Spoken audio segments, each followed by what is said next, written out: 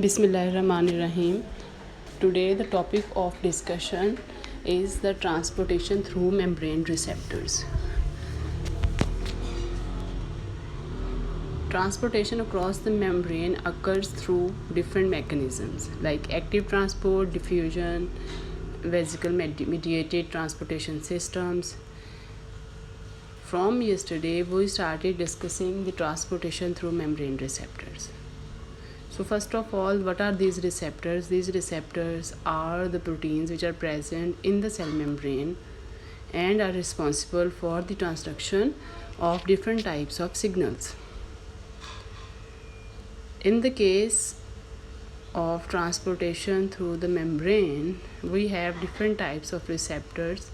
One of the receptors are serpentine receptors, which are present in close proximity with the G proteins. And these receptors acts as the transduction pathways. Whenever a ligand bound to the receptors, different types of intracellular events occurs, which leads to the formation of second messengers,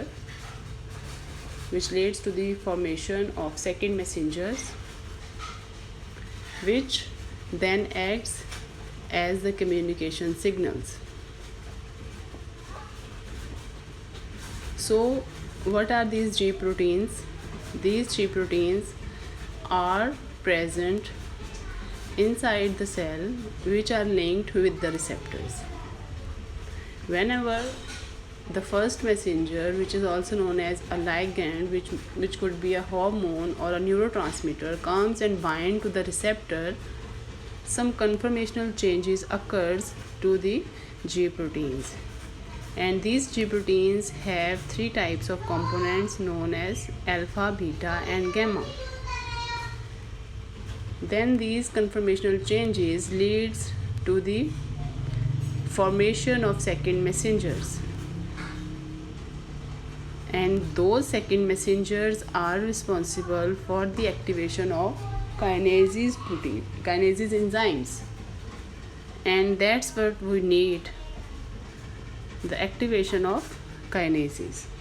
Whenever this activation of kinases occurs, then intracellular effects, either the activation or deactivation, occurs through the phosphorylation of substrates.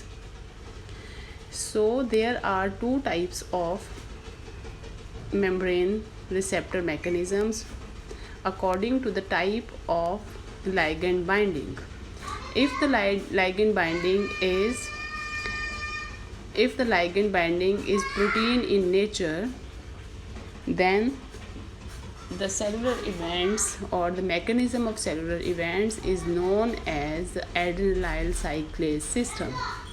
And if the ligand is lipid in nature, then intracellular communication occurs through phospholipases system.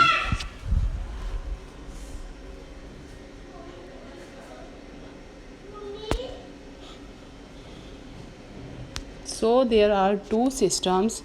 One is known as adenylyl cyclase system. We discussed in detail in yesterday's lecture, but I will give you a short brief.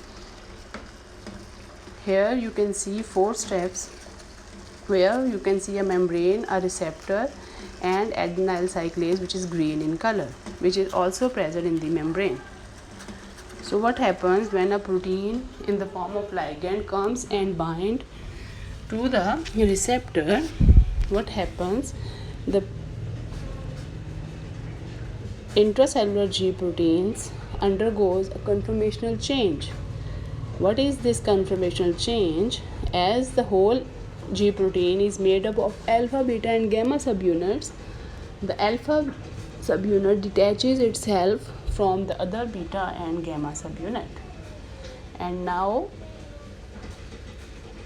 this detachment causes the conversion of GDP into GTP, and now this GTP along with the alpha subunit along with the alpha subunit is responsible for the activation of adenylyl cyclase enzyme, which is present a short distance away from the receptors.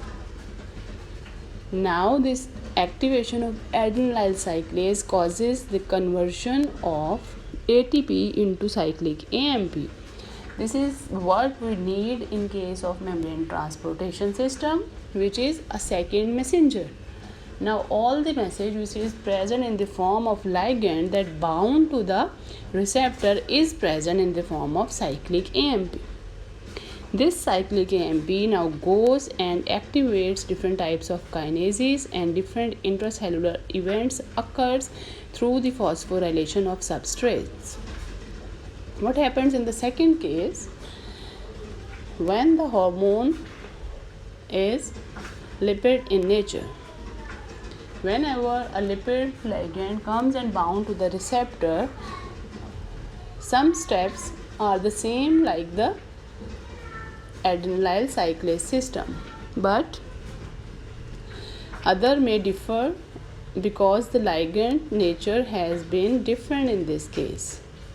What happens as the lipid ligand bound to the receptor, same conformational changes occurs in the G proteins, and alpha subunit detaches itself from the beta and gamma and goes to activate phospholipase C. Phospholipase C is responsible for the activation or for the conversion of a molecule which is present a short distance away from the receptor, which is known as phosphatidyl inositol 4,5-bisphosphate. Because this molecule is lipid in nature and has a very large or huge structure, this phospholipase C functions to cleave this PIP2 into two components. One is known as diacylglycerol and the other is known as IP3. Now, these are the second messengers in case of a different type of signal. The names of these second messengers are DAG and IP3. These both second messengers have to function or have to activate different types of kinases. But they activate kinases by two different mechanisms. The DAG directly goes and activates protein kinases, while the IP3 indirectly activate protein kinases by releasing calcium from the endoplasmic reticulum receptors. And now this calcium indirectly activates the protein kinases. Now the whole story completes. What we need is the activation of kinases through the second messengers, which is cyclic AMP in case of adenylyl cyclase system, and the other is the DAG and IP3 in case of phospholipase C system. So all the function of protein kinases activation has been completed, which causes the phosphorylation and intracellular events to occur. So this is all about the story of second messengers through different types of ligand binding. But what happens in case when the examiner asks what happens when you have to tell the mechanism of inactivation of these G proteins? So there must be something which goes and inactivates the system. Yes. In case of adenylyl cyclase system, we have phosphodiesterases, which are known as inhibitory proteins. And the function of these inhibitory proteins is to first inhibit the second messenger, which causes the inactivation of adenylyl cyclase, and then this adenylyl cyclase causes the attachment of alpha subunit with the beta and gamma subunit, causing the back conversion of GTP into GTP. So the whole system becomes shut down and silent when inhibitory proteins in the form of phosphodiesterases are there. And this all stuff is of membrane receptors mechanism is from your Lippincott, which is on page number 95 and 205, explaining the mechanisms of adenylyl cyclase as well as phospholipases. Go and read it. Best of luck.